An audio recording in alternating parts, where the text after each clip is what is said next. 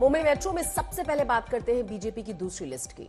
इस लिस्ट में महाराष्ट्र के 20 उम्मीदवारों के नामों का ऐलान कर दिया गया है। नितिन गडकरी नागपुर से और पीयूष गोयल मुंबई नॉर्थ से चुनाव लड़ेंगे। 20 उम्मीदवारों के नामों के ऐलान के बाद महाराष्ट्र के 28 सीट बचे हुए हैं। हालांकि माना यह जा रहा है कि बारामती से अजीत पवार की पत्नी सुनेत्रा पवार चुनाव लड़ेंगी।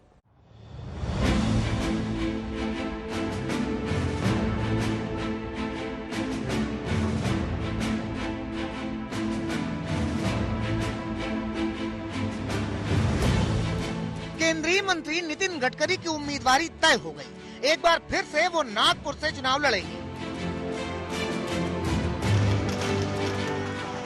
ऐलान के बाद नितिन गडकरी के समर्थन जश्न मना रहे हैं।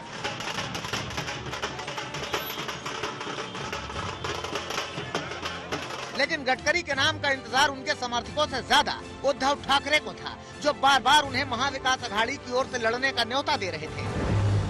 आणखीन कोणाकोणाची नाव आहेत? त्याच्यामध्ये आणखीन एकाचं नाव आहे, ते म्हणजे कृपाशंकर सिंह। माहिती तुम्हाला कोण आहेत? काँग्रेस पण यांच्या उरावरती आलेला।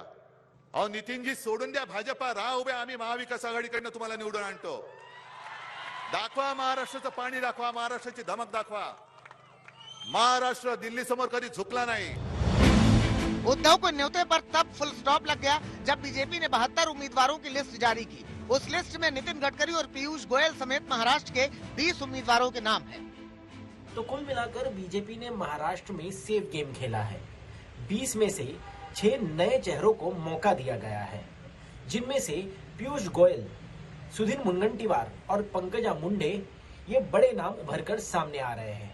तो वही स्मिता वाघ, अनूप धोत्रे और मिहिर कोटेचा ऐसे नए नाम हैं जिन पर बीजेपी ने दांव लगाया है।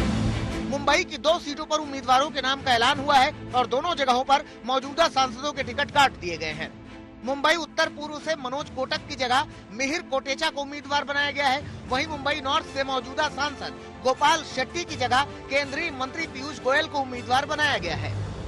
गोयल जी एक सक्षम व्यक्ति है। पहले जैसे ही जिला चलेगा, मैं तो ये कहूंगा कि पहले से अच्छा चलेगा। अच्छा इसलिए चलेगा कि पीयूष गोयल जी काम करेंगे। हमारे इतने सारे विधायक है, इतने सारे नगर सेवक लोग काम करते हैं और मैं भी एक माजी नगर सेवक के रूप में काम करते रहूंगा। मेरा जो अनुभव है, मेरा जो जिज्ञासा है लोगों को काम करने का, लोगों को मदद करने का, ये हमेशा कायम रहेगा। उसमें कोई किसी ने चिंता व्यक्त करने की आवश्यकता नहीं है। ईशान्य मुंबई में डॉक्टर किरीट सुमैया जी का भी काम बहुत ही प्रशंसनीय रहा था। तत्पश्चात मनोज कोटक जी का भी 5 साल का कार्य ये बहुत ही उत्कृष्ट था। भारतीय जनता पार्टी में समय समय पर कार्यकर्ताओं को अलग अलग जवाबदारी दी जाती है, यह सब व्यवस्था का भाग है। आज मुझको उम्मीदवारी मिली है तो मैं इतना ही कह सकता हूं कि हम सब पहले भी एक साथ काम करते थे, आगे भी हम सब एक साथ काम करेंगे। चलिए एक बार देखते हैं कि बीजेपी ने किन 20 सीटों पर अपने कौन कौन से उम्मीदवार उतारे हैं। नंदुरबार से हिना गावित, धुले से सुभाष भामरे, जलगांव से उमेश पाटिल की जगह स्मिता वाघ, रावेर से एनसीपी नेता एकनाथ खड़से की बहू रक्षा खड़से, अकोला से संजय धोत्रे की जगह अनूप धोत्रे, वर्धा से रामदास तटस, नागपुर से नितिन गडकरी, मुंबई उत्तर से पीयूष गोयल, उत्तर पूर्व मुंबई से मिहिर कोटेचा, चंद्रपुर से सुधीर मुनगंटीवार, नांदेड़ से प्रताप राव पाटिल, मराठा आंदोलन का गढ़ रहे जालना से राव साहेब दानवे, डिंडोरी से भारती प्रवीण पवार, भिवंडी से कपिल मोरेश्वर पाटिल, अहमदनगर से एस राधा कृष्णन विखे पाटिल, बीड से प्रीतम मुंडे की जगह पंकजा मुंडे, लातूर से सुधाराम तुकाराम श्रृंगारे, माढ़ा से रणजीत निम्बालकर, सांगली से संजय काका पाटिल और पुणे से मुरलीधर मोहोल। मुझे लगता है कि भारतीय जनता पार्टी की विशेषता यही है, एक ही पार्टी ऐसी है जो कार्यकर्ता के रूप में नेता का प्रवास होता है। आज लोकसभा का जो चुनाव है उसके लिए कैंडिडेट की जो उम्मीदवार की घोषणा है, इसमें मेरा नाम है। मुझे लगता है कि मैं शुरू में कार्यकर्ता पॉलिटिकल बैकग्राउंड से नहीं आता।